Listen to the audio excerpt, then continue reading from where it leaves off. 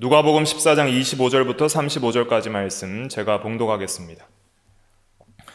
25절 수많은 무리가 함께 갈새 예수께서 돌이키사 이르시되 무릇 내게 오는 자가 자기 부모와 처자와 형제와 자매와 더욱이 자기 목숨까지 미워하지 아니하면 능히 내 제자가 되지 못하고 누구든지 자기 십자가를 지고 나를 따르지 않는 자도 능히 내 제자가 되지 못하리라. 너희 중에 누가 망대를 세우고자 할진대 자기의 가진 것이 준공하기까지에 족할는지 먼저 앉아 그 비용을 계산하지 아니하겠느냐. 그렇게 아니하여 그 기초만 쌓고 능히 이루지 못하면 보는 자가 다 비웃어 이르되 이 사람이 공사를 시작하고 능히 이루지 못하였다 하리라. 또 어떤 임금이 다른 임금과 싸우러 갈 때 먼저 앉아 1만 명으로서 저 2만 명을 거느리고 오는 자를 대적할 수 있을까 헤아리지 아니하겠느냐. 만일 못할 터이면 그가 아직 멀리 있을 때 사신을 보내어 화친을 청할지니라. 이와 같이 너희 중에 누구든지 자기의 모든 소유를 버리지 아니하면 능히 내 제자가 되지 못하리라. 소금이 좋은 것이나 소금도 그 맛을 잃으면 무엇으로 짜게 하리요. 땅에도 거름에도 쓸데없어 내버리느니라. 들을 귀가 있는 자는 들을지어다 하시니라. 아멘. 이 시간 말씀의 제목은 제자의 자격입니다. 제자의 자격이라는 제목으로 하나님의 말씀을 증거하겠습니다. 14장 25절 말씀에 보면 수많은 무리가 함께 갈새 예수께서 돌이키사 이르시되 라고 했습니다. 예수님께서 사역을 하실 때에 수많은 무리가 예수님을 따랐다 그랬습니다. 우리 같으면은 그렇게 많은 무리가 따라오면 좋아하고 환영할 것 같습니다. 그러나 예수님께서는 그렇게 좋아하시거나 환영하시지 않았습니다. 오히려 그 따르는 무리에게 따르려면은 엄청난 각오를 하고 따를 것을 말씀해 주셨습니다. 너희가 왜 나를 따르느냐? 정말 내 제자가 되려면 너희는 엄청난 각오를 하고 자격을 갖추고 따라야 한다라고 말씀을 하신 것입니다. 오히려 제대로 따라오지 않을 거면 다 돌아가라는 듯이, 그렇게 따라오지 말라는 듯이 그렇게 말씀을 하셨습니다. 뭐라고 말씀하셨냐면 26절부터 27절 같이 읽어보겠습니다. 시작. 무릇 내게 오는 자가 자기 부모와 처자와 형제와 자매와 더욱이 자기 목숨까지 미워하지 아니하면 능히 내 제자가 되지 못하고 누구든지 자기 십자가를 지고 나를 따르지 않는 자도 능히 내 제자가 되지 못하리라. 아멘. 제자의 자격과 각오를 말씀해 주셨습니다. 그래서 이렇게 따르지 않을 거면은 따르지 말라라는 듯이 강하게 말씀을 하신 것입니다. 제자의 자격은 무엇인가? 한마디로 말씀드리면 자기 죽음입니다. 자기가 죽어야 나를 따를 수 있다. 자기 십자가를 지고 자기 죽음의 삶을 사는 자만이 나를 따를 수 있다. 그렇지 않거든 너희가 자기 죽음의 그 죽음을 각오하지 않는 자는 결코 나를 따를 생각을 처음부터 하지 말아라. 이렇게 말씀을 하신 것입니다. 그 자기 죽음에 대해서 여러 가지로 설명을 하셨는데 첫째는 자기 사랑을 버리라는 거예요. 그것이 두 가지 종류로 설명을 하셨습니다. 처음에는 부모나 처자나 형제나 자매를 미워하지 아니하면 능히 내 제자가 될 수 없다 그랬습니다. 예수님께서는 원수까지 사랑하라 하셨는데 어떻게 형제나 처자나 또 부모나 자매를 미워하라 그렇게 말씀을 하셨을까요? 이것은 문자적으로 진정으로 미워하라는 의미가 아닙니다. 예수님보다 상대적으로 더 사랑하지 말라는 의미입니다. 예수님보다 덜 사랑해야 된다는 의미이죠. 그래서 예수님을 가장 사랑해야 되지, 내가 가장 사랑할 수 있는 대상인 가족보다는 더 예수님을 사랑할 수 있는 자가 예수의 참 제자가 될 수 있다는 뜻입니다. 가족 사랑은 자기 사랑의 확장입니다. 자기를 사랑하는 사람은 가족을 사랑하고 자기를 사랑하는 자들을 사랑하게 되어 있는 것이죠. 그래서 이 가족 사랑은 자기 사랑의 확장의 범위에 있다고 할 수 있습니다. 그리고 자기 사랑의 중심에는 뭐가 있냐면은 자기 생명을 사랑하는 사랑이 있습니다. 그래서 예수님께서는 더욱이 자기 목숨까지 미워하지 아니하면 능히 제자가 되지 못한다 그랬습니다. 가족보다 예수님을 더 사랑하고 자기 생명보다 더 예수님을 사랑할 때에 비로소 예수님을 따르는 참 제자의 자격을 가질 수 있다는 것입니다. 그런데 이것은 인간의 본성으로 되지가 않아요. 인간은 본성적으로 자기 중심으로 태어납니다. 이기적입니다. 그렇기 때문에 가장 먼저 자기를 사랑합니다. 그래서 자기 생명을 사랑하고 자기의 것을 사랑합니다. 그리고 그 자기 사랑의 확장을 통해서 자기를 사랑하는 자들과 자기가 사랑하는 사람들을 사랑합니다. 악한 자라도 가족은 사랑합니다. 그래서 가족 사랑으로 나타나는 것이죠. 그러한 것들을 다 버리고 자기 사랑에 대해서 죽어지고 가족과 자기 생명보다 예수님을 더 사랑할 때에 비로소 예수님을 따르는 참 제자가 될 수 있다는 것입니다. 이것은 실제적으로 우리가 예수 그리스도의 말씀을 순종해 나갈 때에 그 말씀을 순종하는 것이 가족과 배치될 때에 가족을 따르는 것과 말씀을 순종하는 것이 배치될 때에 또 자기의 목숨을 위하는 것보다는 말씀을 순종하는 것이 배치될 때에 그래서 말씀을 순종하기 위해서 가족의 사랑을 끊어버리고 또 자기의 생명도 내어줘야 되는 상황에 있을지라도 끝까지 예수님을 따를 수 있는 각오를 하느냐, 그것이 제자의 자격이라는 것이죠. 그리고 누구든지 자기 십자가를 지고 나를 따르지 않는 자도 능히 내 제자가 되지 못하리라. 십자가는 고난과 죽음을 가리킵니다. 그래서 자기 죽음, 자기 고난을 각오하고 또 자기 죽음을 각오하는 자만이 예수님을 따를 수 있다는 거예요. 그러면 이것은 어떻게 되는가? 이것은 예수를 믿음으로만 가능한 것입니다. 바울이 그랬잖아요. 내가 그리스도와 함께 십자가에 못 박혔나니 이제는 내가 사는 것이 아니라 그리스도께서 내 안에 사시는 것이라. 내가 사는 것이 아니라는 것은 그리스도와 함께 십자가에 못 박혀서 나의 자기 중심의 옛사람이 죽었다는 거예요. 그럼 어떻게 자기 사랑에 대해서 죽어지고 자기 중심의 사람에 대해서 죽어질 수 있을까? 믿음으로 가능한 것입니다. 다른 고행이나 자기 행위나 노력으로 가능한 것이 아니에요. 오직 믿음으로 믿고 기도하며 예수님의 그 십자가를 의지하고 붙들고 더욱더 그리스도와 연합될 때 가능합니다. 그리스도와 연합은 너무 어렵게 생각하지 마십시오. 그리스도와 연합은 사랑의 연합입니다.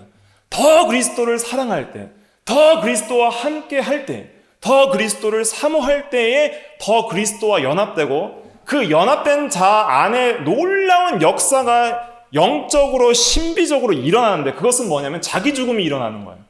자기에 대해서 죽어지는 거예요. 내가 죽어야지 한다고 자기가 죽지 않아요. 오히려 그리스도를 사랑하고 그리스도와 함께하고 그리스도와 연합되고 그리스도를 더욱더 의지할 때에 그 십자가의 능력이 우리를 그리스도와 함께 옛사람에 대하여 죄에 대하여 자기 중심에 대하여 죽어지게 만들고 의에 대하여 새 사람에 대하여 하나님 사랑에 대하여 살게 만드는 것입니다. 그렇기 때문에 예수님을 진정으로 믿는 참 믿음과 신앙으로 예수님을 따르지 않으면 자기 죽음의 삶을 살 수 없고 예수님의 참 제자가 될 수 없다는 거예요. 그래서 예수님을 따르려면 자기 죽음이 있어야 되는데 그것은 오직 참된 믿음으로 가능하다는 것을 또 보여주시는 것이죠.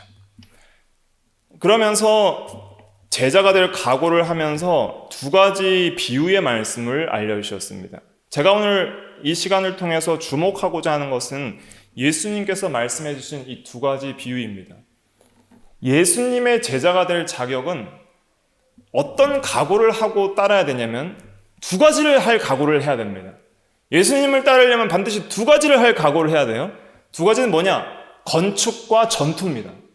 건축과 전투의 각오를 하지 않으면 예수님의 제자가 될 수 없다는 거예요. 건축에 대해서 망대를 세우는 것에 대해서 말씀했고, 전투에 대해서 2만 명의 병사가 오는데 10,000명으로 싸울 각오를 해야 된다는 것을 말씀해 주셨습니다. 첫 번째, 건축에 대한 각오인데 28절부터 30절까지 말씀인데 같이 다시 한번 의미를 생각하면서 읽어보겠습니다. 시작. 너희 중에 누가 망대를 세우고자 할진대 자기의 가진 것이 준공하기까지에 족할는지 먼저 앉아 그 비용을 계산하지 아니하겠느냐? 그렇게 아니하여 그 기초만 쌓고 능히 이루지 못하면 보는 자가 다 비웃어 이르되 이 사람이 공사를 시작하고 능히 이루지 못하였다 하리라. 아멘.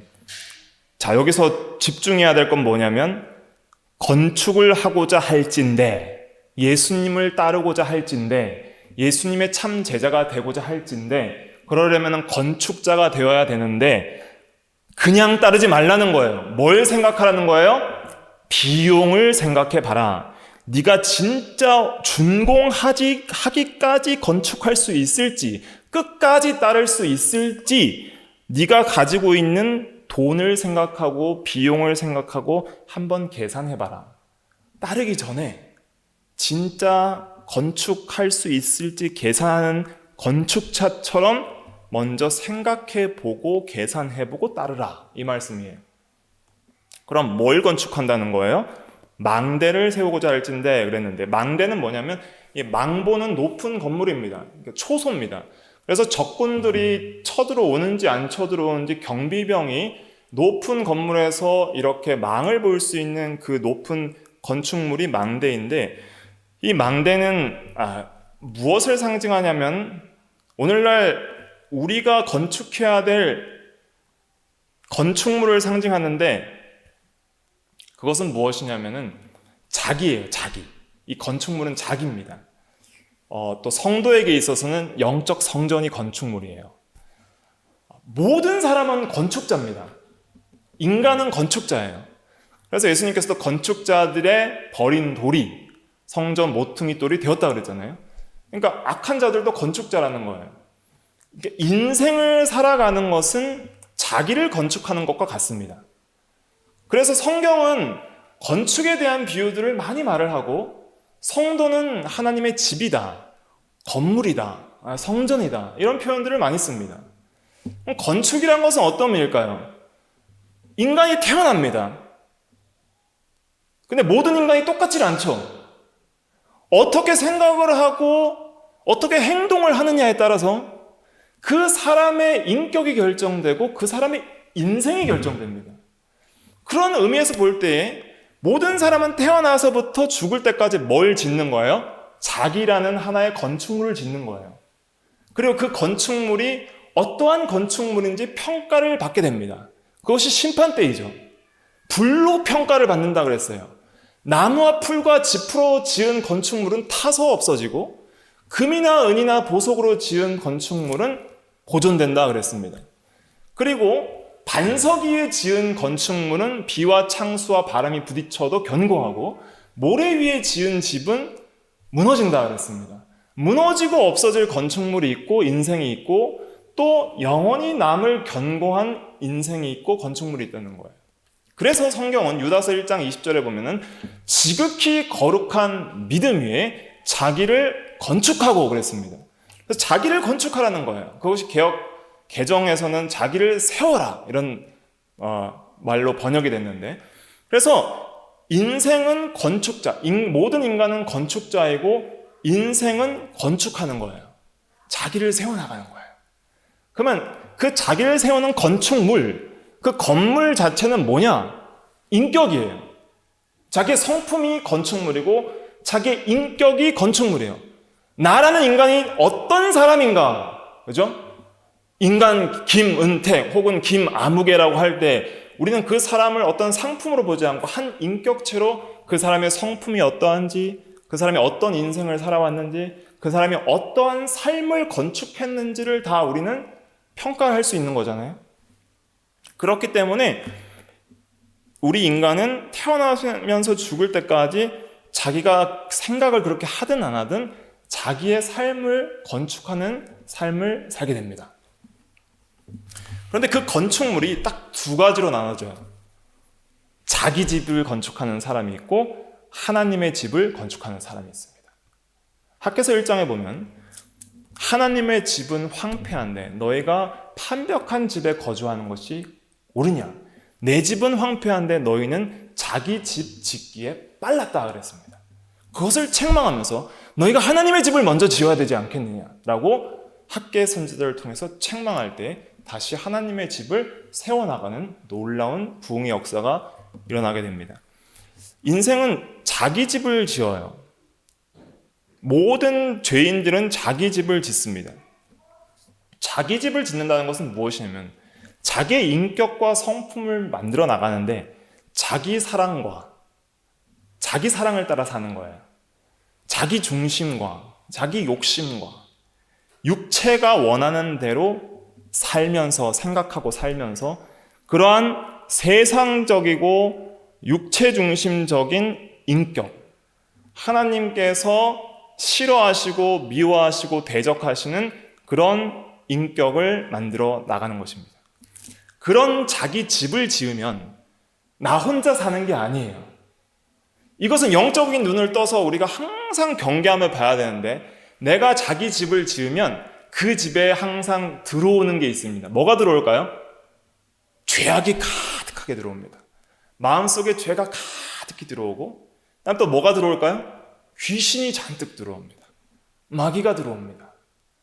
그런 자기 집은 마귀가 너무 좋아하는 처소예요. 그러니까 나 혼자 살지 않아요. 거기에 온갖 악한 영들이 역사하고 죄가 역사하고 자기 사랑과 자기 중심과 교만한 마음과 그런 욕심들이 가득 채워지게 됩니다. 그래서 마태복음 12장 43절부터 보면 더러운 귀신이 한 사람에게 나갔는데 근데 그 사람이 다시 그 사람을 보니까 집이 비었고 그죠? 청소가 되었고 수리가 되었다는 거예요.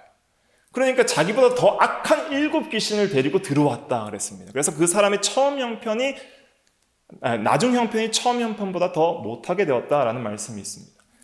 그러니까 자기 집을 지으면은 그게 자기만 살고 비어 있는 게 아니에요. 비어 있으면은 그것이 하나님으로 채워지지 않고 영적인 거룩한 성품으로 채워지지 않으면 온갖 악한 욕심과 귀신과 마귀들이 그 사람에게 들어옵니다.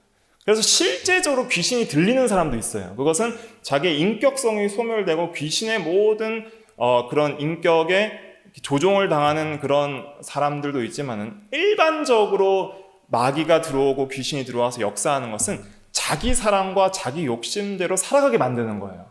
그래서 이 세상에서 우리가 살아갈 때에 우리의 삶을 봐도 알 수 있어요. 내가 원하지 않지만 스스로 미혹되거나 속거나 순간적인 유혹에 넘어가서 죄를 지을 때에는 그때는 자기의 욕심을 따라 행하게 하는 내가 죄를 지은 거야. 내 죄를 따라 지은 것이지만은 그러나 욕심을 따라 행하게 하는 마귀의 유혹도 있다는 것을 기억해야 됩니다. 많은 사람들이 자기가 원하지 않지만 스스로 죄의 종로를 타여 범죄한 이유는 자기의 욕심을 따라 미혹하는 그런 악한 영의 역사가 있다는 것을 기억해야 됩니다. 그래서 악령의 역사는 악령의 역사의 핵심은 뭐냐면 자기 중심대로 살게 하는 거예요. 꼭 세상적으로 책망받을 만한 너무 악한 죄를 짓지 않아도 그냥 하나님 없이 자기 중심대로 경건하게 도덕적으로 살든지 다른 사람의 구제를 해도 그냥 하나님 없이 자기 중심대로 살게 하는 것이 바로 마귀의 역사예요. 그래서 첫사람 아담과 하와에게 선악과를 따먹을 때에 이 선악과를 따먹으면 네가 하나님같이 되리라. 하나님 없이 네가 세상의 중심이 되어서 살아. 그게 마귀의 유혹입니다. 그렇게 할 때에 하나님께서 원하지 않는 모든 여러 가지 죄들을 짓게 되는 것이죠. 그럼 우리는 이제는 사실 예수 믿기 전에는 다 자기 집을 건축하고 육체와 마음이 원하는 대로 행했고 온갖 귀신을 함께하며 그렇게 살던 사람이었어요. 그런데 우리가 어떻게 하나님의 집이 될 수 있는가? 그것이 예수 그리스도의 은혜입니다. 예수를 믿으면 놀라운 변화가 일어나는데 내가 하나님의 집이 되어버려요. 그래서 너희가 하나님의 성전인 것과 하나님의 성령이 너희 안에 거하시는 것을 알지 못하느냐, 그렇게 고린도전서 3장 16절에 말씀하고 있습니다. 알지 못하느냐라고 말한 이유는 뭐냐면 잘 모른다는 거예요, 사람들이. 거기에 대한 생각에 깨워서 살지 않고 그냥 살아가는 거예요. 그냥 사는 줄 아는데 내가 정말 하나님의 성령이 함께 하는 하나님의 집이라는 그 깨달음과 빛 안에서 계속 그것을 상기하고 기억하면서 알면서 살아가는 것이 예수 그리스도를 따르는 제자의 자격 중에 굉장히 중요한 자격이라는 것을 말씀을 하는 것입니다. 그럼 우리가 어떻게 하나님의 집으로 변화할 수 있는가? 이것이 중요한데 집의 터가 바뀌는 거예요. 터가 뭐라 그랬냐면 고린도전서 3장에 보면 예수 그리스도가 터라 그랬어요. 하나님의 집이 되려면 집 터부터 바꿔버려야 돼요. 땅을 파서 완전히 갈아엎어버리고 터부터 바꿔야 돼요. 터가 뭐예요? 예수 그리스도. 그것을 한번 찾아볼게요. 고린도전서 3장 11절 말씀입니다. 고린도전서 3장 11절, 신약 266페이지, 고린도전서 3장 11절 같이 읽어보겠습니다. 3장 11절 시작. 이 닦아둔 것 외에 능히 다른 터를 닦아둘 자가 없으니 이 터는 곧 예수 그리스도라. 아멘. 그리고 9절을 마지막에 보면 너희는 하나님의 뭐라고 그랬어요? 집이니라. 그러니까 우리가 하나님의 집이고 터는 뭐예요? 예수 그리스도. 터가 예수 그리스도라는 것은 우리의 모든 마음과 행동과 성품과 인격의 중심과 기초가 뭘로 바뀐다는 거예요? 예수라는 거예요. 예수 중심의 삶과 신앙으로 바뀐다는 거예요. 그리고 이제는 내가 마음 먹고 행동하는 자기를 건축하는 그 삶이 나의 인격과 성품을 만드는 것이 건축이라고 그랬잖아요. 인격과 성품을 만드는 그 건축이 예수 중심이라는 거예요. 그래서 그 건축의 기초돌은 또 뭐라 그랬어요? 기초석, 모퉁이돌도 예수라고 그랬어요. 그것이 에베소서 2장 마지막에 나옵니다. 그래서 예수가 터이고 또 그 건축을 세우는 기초돌과 모퉁이돌도 예수예요. 그 위에 이제는 건축물을 세워나가는데 세우는 재료는 뭐예요? 건축 재료. 기둥도 세우고 벽도 세우고 인테리어도 해야 되는데 아주 아름답게 성전을 옛날에는 꾸몄습니다. 그래서 판자 목을 대고 백향목 나무로 꾸미고 안에는 황금으로 다 덮었어요. 그렇게 아름답게 솔로몬 성전을 하나님께서 실제적인 건축물로 만드셨는데 그렇게 만드는 것처럼 우리의 인격과 성품을 세워나가는 데 있어서 뭘로 세우냐? 재료는 뭐냐면은 하나님의 말씀입니다. 말씀이 재료예요. 그래서 학개서 1장에 보면 너희는 산에 올라가서 나무를 가져다가 전을 건축하라 그랬습니다. 그래서 그 건축할 재료를 가지려면 어디에 올라가야 돼요? 산에 올라가야 돼요. 나무를 가지고 내려와서 건축해야 돼요. 그것은 뭐냐면 그냥 말씀으로 건축하는 게 아니에요. 깨달은 진리로 건축한다는 거예요. 깨달은 진리. 산에 올라간다는 것은 하나님이 계신 신령한 시온산을 상징하고 그래서 그 하나님과의 교통 속에서 그리고 실제적으로 행함이 있는 믿음의 순종을 통해서 깨달은 진리, 체험적 신앙, 행함이 있는 믿음 이런 것으로 건축을 하는 거예요. 그래서 그냥 진리가 아니라 그냥 나와 상관없는 진리가 아니라 정말 깨달은 진리, 내가 깨달은 진리, 내가 정말 믿는 진리 이것은 진리다 하고 믿어지는 그 진리, 성령께서 진리라고 깨닫게 해주시는 그 진리 이것이 나의 생명이라고 붙들 수 있는 진리. 세상 어떤 것을 다 거부하고 다 사랑하지 않고 그 진리만을 제일 사랑할 수 있는 그 진리. 사드락과 메삭과 아벳노고가 풀무불에서 죽을지언정 그리 아니하실지라도 순종해야 될 그 진리. 사자굴에 들어갈지언정 순종해야 될 그 진리, 세상 모든 것을 버릴지언정 자기 죽음을 경험할지언정 따라가야 될 그 진리, 그 진리로 자기의 인격을 건축하는 방법은 무엇인가? 순종입니다.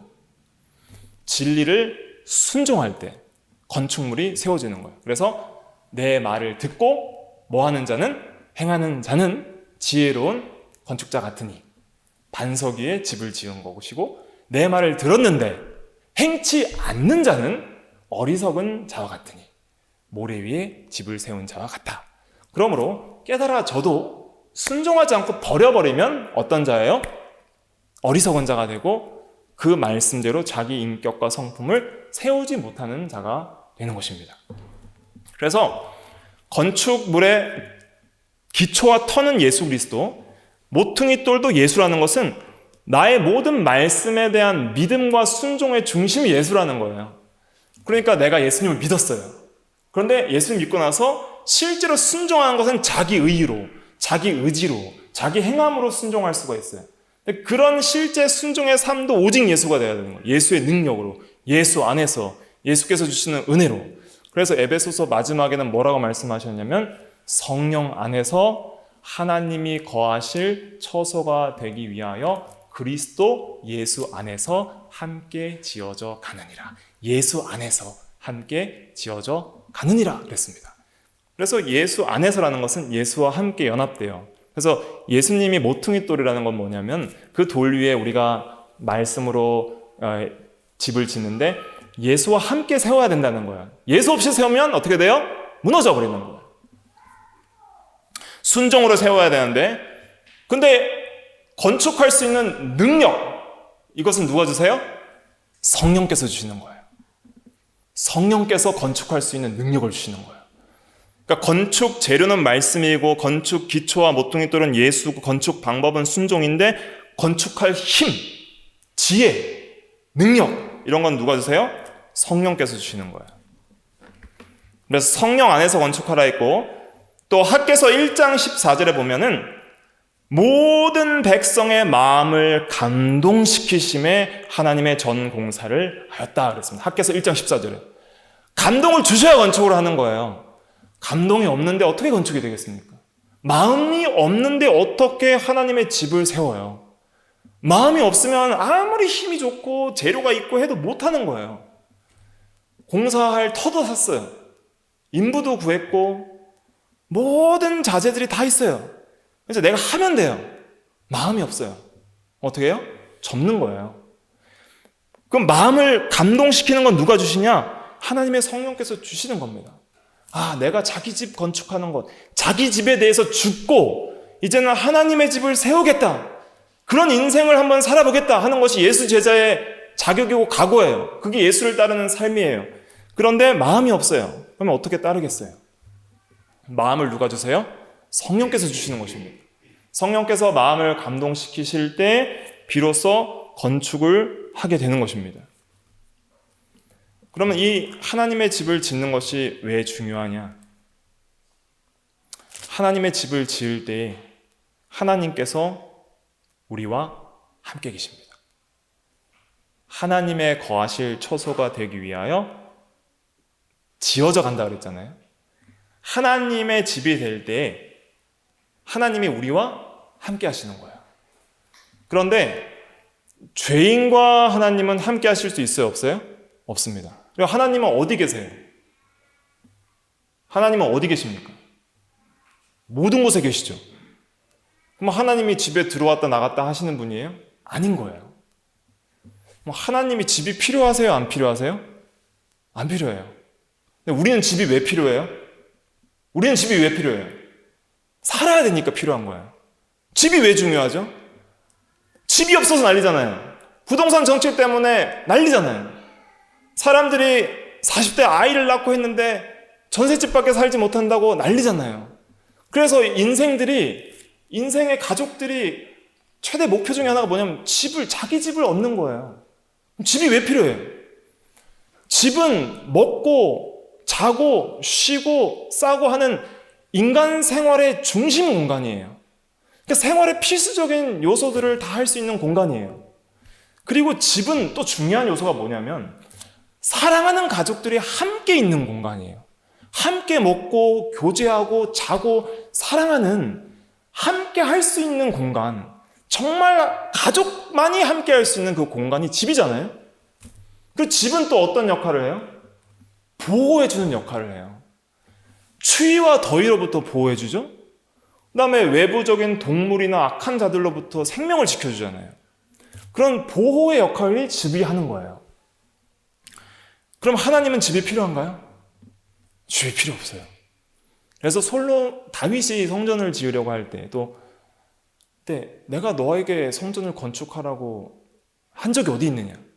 또 솔로몬에게도 하늘이 나의 보좌이고 땅이 나의 발등상인데 어떤 집이 나를 내가 안식하게 할 수 있겠느냐? 나는 집이 필요 없는 무소부재하시고 모든 곳에 계신 하나님이다. 스스로 계신 자존자다. 하는 것을 나타내 보여주셨습니다. 그러면은 하나님의 집은 왜 필요했을까요? 하나님의 집은 애초에 에덴 동산이 하나님의 집이었고 또 성막과 성전을 통해서 인간들 가운데 하나님의 집은 이거야 라고 보여주셨고 그 다음에 예수 그리스도가 하나님의 집이고 성도가 하나님의 집이고 또 영원한 하나님 나라가 하나님의 집입니다. 그 하나님의 집은 누구를 위해 있을까요? 누구를 위해 있어요? 우리를 위해 있는 거예요. 우리를 위해 있는 거예요. 하나님을 위해 있는 게 아니라 우리를 위해 있는 거예요. 왜? 우리와 함께 하시는 공간으로서 하나님께서 우리를 위해 주신 거예요. 우리와 함께 계실 수 있는 공간으로서 하나님이 우리를 위해서 주신 거예요. 아담에게 에덴 동산을 안 주셨다면 하나님과 함께 할 공간이 없는 거예요. 죄인들에게 성전과 성막을 안 주셨다면 죄인들이 하나님을 만날 수 있는 공간이 없는 거예요. 예수 그리스도가 안 오셨다면 죄인들이 하나님과 함께 할 수 없습니다. 임마누엘이라는 것은 하나님이 우리와 함께 계시다는 거잖아요. 그래서 예수님을 통해서 하나님이 우리와 함께 계셨고 또 이제는 모든 성도 안에 성령이 함께 하심으로써 그 성도 자체를 하나님의 집으로 삼고 하나님이 이제 직접 그 성도와 영적으로 교제하시는 거예요. 그러니까 내가 하나님의 집이라는 것은 이것은 놀라운 은혜입니다. 직접 나 자체를 예수 그리스도의 터 때문에 하나님의 집으로 삼아주시는 거예요. 그러려면 하나님의 집이 되기 위해서, 우리가 하나님의 집이 되기 위해서, 하나님이 거하시는 거룩한 성전이 되게 하시기 위해서 예수님이 죽으신 겁니다. 그래서 예수님께서 뭐라고 말씀하시는? 이 성전을 헐라 그랬죠. 이 성전을 헐라, 요한복음 2장에. 그럼 내가 며칠 만에 다시 세우리라? 3일 만에 다시 세우리라. 이것은 성전된 자기 육체를 가리켜 말씀하십니다. 왜 성전을 헐라 그랬을까요? 죽어지고 다시 세워야 하나님의 집이 되는 거예요. 예수님은 그럴 필요가 없어요. 우리 대신 그렇게 하신 거예요. 우리 대신 죽어지고 다시 세운 거예요. 그러니까 예수를 믿는다는 것은 자기 집 세우는 데에서 죽어지고 무너지고 터를 다 엎어버리고 다시 예수 터로 하나님의 집으로 다시 세워버리는 거예요.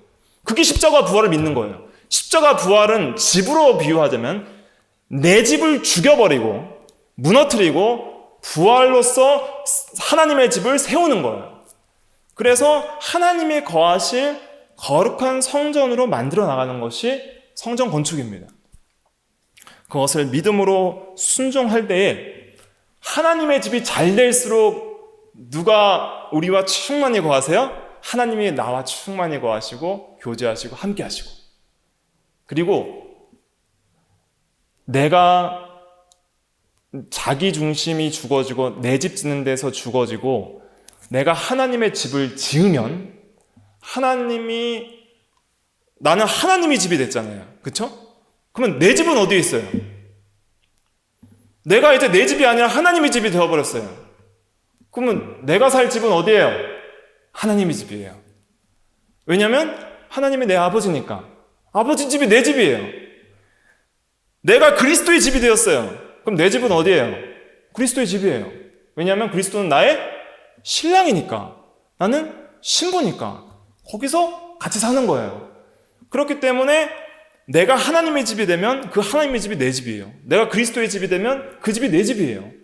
그래서 하나님이 또 나의 집이 되어주십니다. 내가 하나님의 집이 되면 하나님이 나의 집이 되어주세요. 그것은 무엇이냐면 건축물로 생각을 하지 마시고 하나님이 나의 가족이 되시고 하나님이 나의 보호자가 되시고 하나님이 나의 반석과 나의 인생의 힘과 모든 것이 되어주신다는 거예요. 그럴 때에 초막이나 궁궐이나 내주 예수 모신 곳이 그 어디나 하늘나라라는 찬송이 그런 의미에서 나오는 겁니다. 내가 하나님의 집에 거할 때에 다윗처럼 뭐라고 고백해요? 시편 23편 마지막에 나의 평생의 선하심과 인자하심이 정녕 나를 따르니 내가 여호와의 집에 영원히 거하리로다. 여호와의 집이 어디예요? 하나님이 계신 곳, 나와 함께 하신 그곳, 내가 여호와의 집이 되는 것이고, 그리고 종말론적으로는 우리가 들어가서 살 그 영원한 천국 있잖아요. 영원한 천국이 하나님의 집이에요. 거기서 이제는 모든 성도와 하나님이 함께 거기서 살아가게 되는 것입니다. 그래서 계시록에 보면은 그 천국에는 뭐가 없다 그랬냐면 성전이 없다 그랬어요. 계시록 21장에 보면은 21장 22절에 새 예루살렘 성 안에는 성전이 없으니 이는 하나님과 어린 양이 성전이심이라. 하나님 자체가 성전이 되어주신다 그랬어요. 하나님 자체가 우리의 집이 되어주시는 거예요. 내가 하나님의 집을 지으면 하나님이 나의 집이 되어주십니다. 내가 거기서 살고 거기서 안식하는 그러한 안식을 누리게 되는 것입니다. 그래서 예수님을 따르는 제자의 길은 내가 하나님의 집을 지을 각오를 하는가, 어떤 상황 가운데에서도 자기 중심의 집을 버리고 하나님을 모시기에 합당한 거룩한 인격과 성품을 만드는 말씀 순종의 삶을 살 것인가, 그리고 하나님을 모시는 삶을 살 것인가, 어디든 예수를 모시는 삶을 살 것인가라는 각오를 하는 자인가, 그것을 물어보시는 것입니다. 그래서 모든 소유를 버리라 그랬잖아요. 거기 보면은 누가복음 14장 33절에 보면 이와 같이 너희 중에 누구든지 자기의 모든 소유를 버리지 아니하면 능히 내 제자가 되지 못하리라 그랬습니다. 문맥적으로 조금 이해가 되지 않을 수 있는데, 모든 소유를 버린다는 것은 단순히 물질적인 것을 말하는 것이 아니라 내 몸과 영혼도 다 주의 것으로서 바치고 내 것으로 삼는 것이 아무것도 없고 모든 것이 주의 것으로 삼을 때에 비로소 뭐가 되는 거예요? 하나님의 집이 되고 예수의 제자가 되는 거예요. 그러니까 여기서 기억해야 될 것은 있습니다. 뭐냐면 비용을 계산한다 그랬잖아요. 비용. 그 비용이 얼마일까요? 하나님의 집을 짓는 비용이 얼마예요? 비용이 뭐예요? 한번 생각해 보세요. 비용이 뭐예요? 예수 그리스도의 피값입니다. 그래서 베드로전서 1장에 보면 너희가 대속받은 것은 금이나 은이나 없어질 것으로 된 것이 아니라 오직 흠없고 점없는 어린 양의 그리스도의 보배로운 피로 된 것이라. 하나님의 집을 짓기 위해서 하나님께서 내 비용이 아니에요. 하나님께서 비용을 대주시는 거예요. 예수 그리스도의 피값, 대속의 공로, 그리고 하나님께서 필요한 모든 비용도 은혜로 주십니다. 그러니까 하나님의 집을 짓는 것도 내 비용으로 짓는 게 아니에요. 비용이 없어요. 비용을 계산해 보라는 것은 나한테 비용이 없다는 걸 깨달으라는 거예요. 하나님의 집을 지으려고 할 때 나한테 비용이 전혀 없구나. 내 의, 내 자기의 실력, 자랑 이런 것들 내세울 게 아무것도 없구나. 자기는 죽어지고 오직 예수 그리스도의 피와 하나님의 은혜와 능력을 의지할 때에 비로소 지을 수 있다는 것을 계산해서 깨달으라. 그래서 들을 귀가 있는 자는 들을지어다. 이걸 깨닫는 자만 따라올 수 있다는 거예요. 내가 할 수 없고 온전히 자기 죽음을 경험하고 예수의 피와 하나님의 은혜로만 되는 줄로 의지하고 믿음으로 순종하는 자에게만 이 공사를 준공할 수 있다. 이것을 깨닫기 전에는 쫓아올 생각하지 마라 라고 굉장히 엄하게 말씀하신 것입니다. 시간이 많이 가서 두 번째 비유는 간단하게 설명드리면 전투라는 거예요. 우리가 이 세상을 살아갈 때 선한 싸움, 영적 전투를 각오해야 된다는 거예요. 악한 대적 마귀가 우는 사자같이 우리를 공격할 것입니다. 우리가 하나님의 집을 지었어요. 그럼 하나님만 계시는 게 아니라 때로는 우리가 예수님은 쉽게 쫓아내고 문을 활짝 열어서 마귀와 세상과 죄악을 받아들이는 때도 있습니다. 그것이 우리 성도에 남아있는 죄성 때문이에요. 그때 그것을 집을 지켜야 돼요. 집을 지키는 게 전투예요. 하나님의 망대를 세웠으면 지켜야죠. 이제 초소를 세웠으면 적을 봐야죠. 2만이 오고 있어요. 근데 우리는 얼마 있어요? 병사가 1만 있어요. 싸우면 어떻게 돼요? 져요. 그걸 알으라는 거예요. 져요. 그럼 마귀가 와요. 세상이 와요. 죄가 와요. 딱 봤을 때 져요. 지니까 어떻게 하는 거예요? 화친해버리는 거예요. 안 된다. 화친하자. 세상을 받아들이고 마귀의 유혹을 받아들이고 죄악을 받아들이고 그냥 이렇게 사는 게 편하다. 왜 이렇게 힘들게 주를 따라가려 하느냐? 왜 선한 싸움을 싸우느냐? 화친하면 편해요. 그런데 온갖 이제는 불안과 모든 죄악의 비참함에 빠져들게 되는 것이죠. 그럴 때 싸울 각오를 하라는 거예요. 싸울 각오를 어떻게 해요? 피 흘리기까지 싸우지 않았다 그랬잖아요. 히브리서에 보면. 그러니까 싸울 각오를 하고 싸울 때 누가 도와주세요? 하나님이 도와주신다는 걸 깨달으라는 거예요. 내 소유를 다 버리고 내 소유를 의지할 것이 없고 주만 의지합니다 라고 할 때 하나님께서 원군을 보내주세요. 우리와 함께한 자가 저들보다 많다. 엘리사가 게하시의 눈을 떴을 때에 불말과 불병거가 뒤에 있었다 그랬잖아요. 대적이 쳐들어올 때 하나님께서 원군을 보내주셔서 이길 수 있는 능력을 주십니다. 그렇기 때문에 우리는 선한 싸움을 싸우려고 믿음으로 순종할 때에 내가 하는 것이 아니라 하나님의 능력으로 대적 마귀와 죄와 세상을 이겨나갈 수 있는 것입니다. 이렇게 믿음으로 순종해야 할 때에 하나님께서 이기게 하시는 그 역사가 있습니다. 그렇기 때문에 이런 싸움을 하고 싸울 각오를 하느냐, 성을 지킬 각오를 하느냐, 하나님의 집을 지킬 각오를 하느냐, 그렇지 않으면 참된 제자가 될 수 없다는 것입니다. 그렇기 때문에 우리는 예수님의 제자의 자격과 각오를 갖춰야 됩니다. 왜 이렇게 굉장히 냉정하고 냉철하게 말씀하셨을까요? 뭐가 중요한지를 깨닫게 하시려고 그러는 거예요. 정말 자기 집을 짓고 그다음에 세상과 마귀와 죄와 하친하는 것보다는 힘들고 어렵지만은 고난과 시험이 따를 것이지만 피 흘리는 그런 각오를 해야 될 것이지만은 진짜 이것이 귀한 줄 알고 따르라. 이것이 생명길인 줄 알고 따르라. 그것을 깨닫게 해주시려고 이렇게 굉장히 냉철하게 예수님께서 제자의 자격과 각오를 말씀해 주셨습니다. 그래서 오늘날 우리도 예수님의 제자입니다. 우리는 다 하나님의 집입니다. 그것을 안다면은 이제는 어떻게 따라야 될지를 진리를 통해서 빛을 받아서 각오를 하고 따라야 하는 것이죠. 많은 상황들 가운데서도 우리는 자기 집을 짓기에 바쁠 때가 많이 있습니다. 오히려 자기 집이 감옥이 될 때가 있어요. 죄책감과 절망의 그런 감옥에 갇힐 때도 있고, 또 환락의 낙원을 꾸며서 세속을 즐기려 하는 그런 집 짓기를 하는 건축자도 있고, 또 자기 중심의 어떤 영광과 바벨탑을 쌓는 것처럼 그런 집을 짓는 사람들도 있지만은, 그러나 우리는 하나님의 집을 지어야 한다.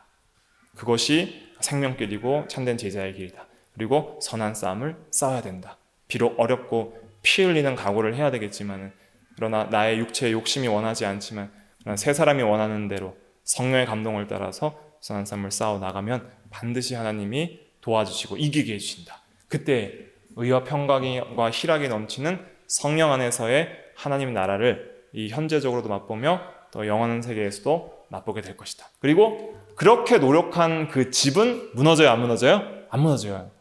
그러니까 내가 그렇게 건축한 성품과 인격은 영원히 남아있는 거예요. 영원히 가는 거예요. 그래서 이제는 영원한 천국에서 하나님의 집을 지은 사람은 하나님의 집에서 살아요. 근데 자기 집을 지은 사람은 어디서 살아요? 지옥에서 누가 살아요? 마귀와 사는 거예요. 귀신과 사는 거예요. 그렇기 때문에 우리는 터를 그리스도로 세우고, 그리고 하나님의 집을 짓고 그 집을 지키는 선한 싸움을 싸워서 이제는 현재적으로도 하나님 안에서 하나님과 가족관계에서 살면서 또 영원한 하나님 나라에서 또 영원히 남아있을 인격을 만들어 나가며 거기서 살 소망을 가지고 살아가는 우리가 다 되어야 되겠습니다. 기도하겠습니다.